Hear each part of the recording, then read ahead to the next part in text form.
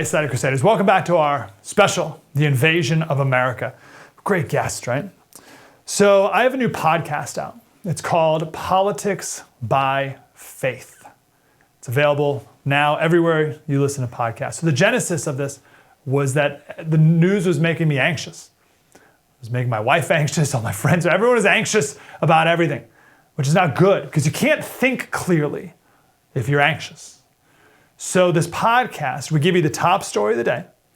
It will make you anxious, but then we provide a biblical and historical truth.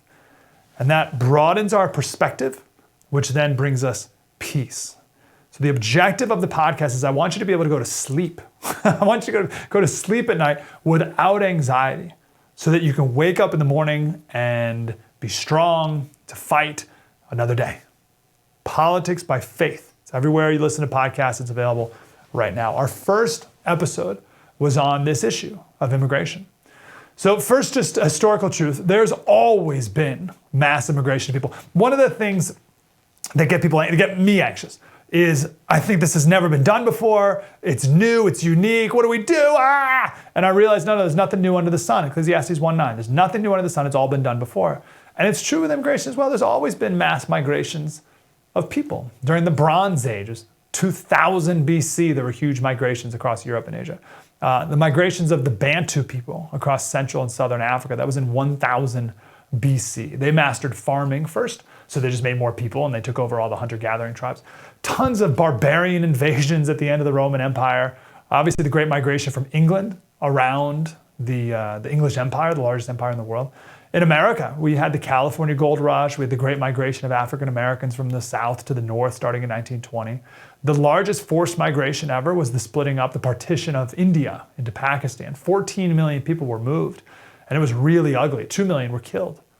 The largest voluntary migration was Italy, 1880 to 1915. 13 million Italians left the country. There's more people of Irish heritage in America than there are people in Ireland, times seven times as many, right? Now, I bring all this up again, just like, it's happened before. We've had migrations. This is just another of countless, right? Now, it's not to excuse it, doesn't mean it's good. The migrations I just listed didn't go well for everyone, always, right? Maybe it went well for the Bantu people, not everyone else. So this is not to say that this current migration of people is good. It's just that it's nothing new, which means there's lessons that can be learned. And we go into great detail of that in the podcast. Second point, we also focus on two people in this podcast episode, Aquila and Priscilla. I should say two people in the Bible. They were mentioned 6 times in the New Testament. The very short of their story, husband and wife team, they were in Rome, and there's 3 historical texts other than the Bible that confirm that the Roman Emperor Claudius expelled all the Jews from Rome.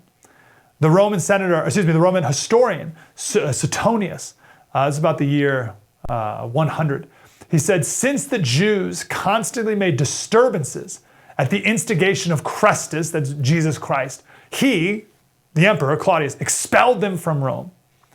Now at this time, Aquila and Priscilla, they were followers of Jesus, but Christianity was considered still a sect of the Jews, right? So they kicked out all the Jews, right? The ones who were following Jesus, the one who weren't following, whatever, they kicked out all the Jews. You're gone, including Aquila and Priscilla. So they went to Corinth in Greece, not too far from Athens. And Corinth was a pagan city to the max, which actually was featured in our latest episode about drag queens, but that's a different story. We talked about Corinth.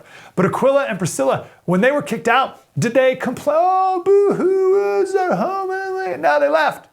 They followed the laws, even the one that they thought was unjust.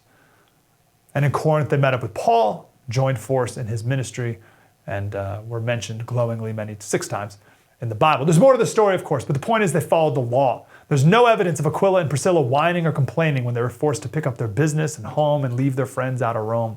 This was an unjust policy, an unfair policy from the emperor. They thought, I'm sure, but they obeyed it. And my conclusion is that it's okay to expect and even demand that foreigners follow the laws of the United States of America. Please download Politics by Faith for more on their story, Aquila and Priscilla.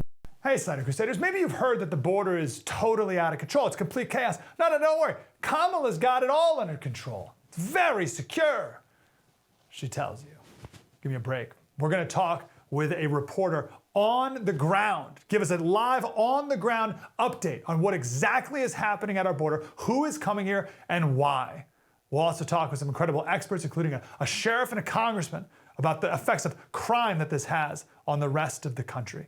We must get this under control. We must get order at our border. That's coming up on thefirsttv.com. You can download it for free at thefirsttv.com.